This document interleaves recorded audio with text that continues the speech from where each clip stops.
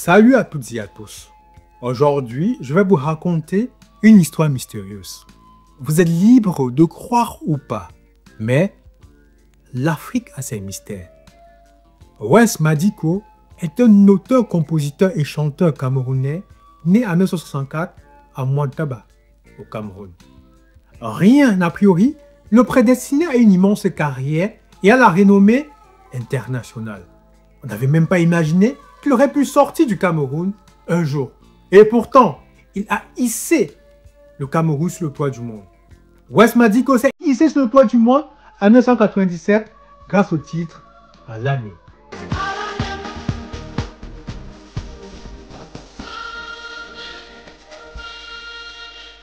Disque de diamant en 97 et 98 en France et en Allemagne. Il a été numéro 1 des charts radio dans 17 pays européens. Vous vous êtes certainement posé la question de savoir pourquoi Wes Madiko a eu une carrière en dents de scie. Et pourtant, il était prédestiné à un brillant avenir après le succès de Alani. Mais qu'est-ce qui s'est passé entre-temps? Que lui est-il arrivé? Certes, une affaire de mœurs a entaché sa carrière, mais il y a eu autre chose. Eh bien, alors qu'il était au sommet et devait confirmer, Wes Madiko a été victime de plusieurs attaques mystiques qui à chaque fois atteignaient et éteignaient sa voix. Wes Madiko a passé plusieurs années sans pouvoir chanter. Il n'avait plus de voix. Et il ne pouvait plus chanter. C'était difficile pour lui. Imaginez la douleur qu'il a vécue pendant ces années. Ne pas pouvoir chanter. Wes Madiko, comme je le disais précédemment, est né à Mwantaba. Mwantaba, un coin mystérieux de Pendja. C'est le lieu par excellence de pratique de la haute sorcellerie. On y retrouvait les plus grands sorciers de la région. Ce village avait la réputation de sorcellerie, une réputation sinistre, une réputation terrible. Il était interdit de mettre les pieds dehors à partir de certaines heures de la nuit. À partir de 23 h, les sorciers sortaient pour accomplir leur sale besogne. Il n'était pas rare d'entendre des cris effroyables dans la pénombre de la nuit. Le matin, les rues étaient jonchées de calebasses et d'animaux sacrifiés. Mwantaba avait une rivière mystique. Une rivière qui emportait les enfants. À tel point que plusieurs parents interdisaient à leurs enfants de se baigner dans cette rivière. La rivière portait le nom du village. Mwantaba. Allez chercher la signification de ce nom et venez me dire. Mwantaba, un nom à ne pas prononcer à des heures particulières de la nuit.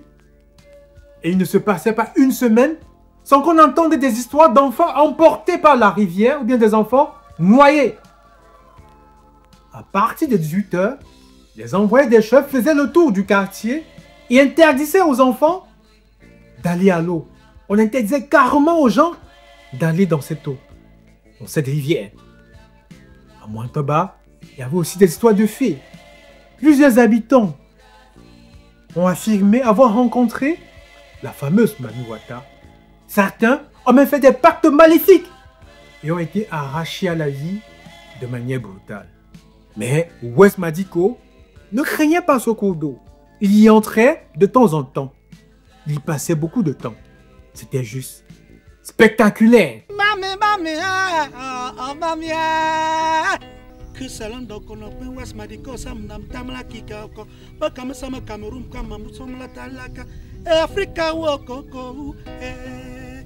La réputation de ce lieu mystique était telle que les populations enrichignaient même à y acheter des plantations. Lorsqu'on connaît la fertilité de la zone de Pendja, c'est étonnant, n'est-ce pas? C'est pour vous dire que Mwantaba faisait vraiment peur.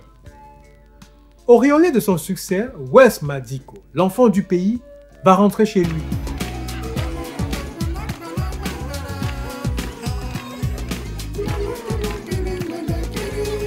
Au lieu d'être fiers du succès du fils du pays, ils vont l'attaquer. Wes va subir la méchanceté, la jalousie, la haine des sorciers du village. La haine des sorciers de ce village, dont il ne faut pas prononcer le nom à certaines heures de la nuit. Et quelle heure? Aussi, il y a eu cette affaire de trône. Quand Wes est retourné au pays, il a voulu se faire introniser comme chef du village au Montaba. Mais il a subi une opposition farouche. Le royaume de Nkwamutu, dont il se revendiquait, prince héritier, allait de Mombo jusqu'à Manjou. On va même essayer d'éliminer physiquement Wes. Mais Wes Madiko était un enfant béni. Ils n'y arriveront pas. Ils vont alors décider de le priver de tout ce qu'il y a de plus cher. Sa voix. On va le priver alors de sa voix pour l'empêcher d'exercer sa passion. Croyez-moi, pour un chanteur, perdre sa voix, c'est la pire des tortures. Wes va en souffrir pendant des années. Mais, peu à peu, il va remonter la pente et finit par retrouver sa voix.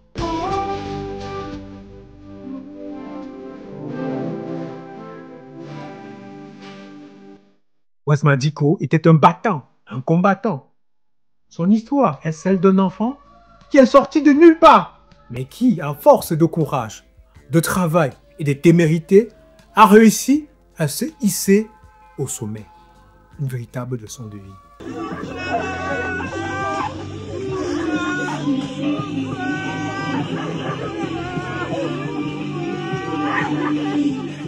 Je vous invite à lire mon livre en 2 tomes, Les icônes de la musique camerounaise.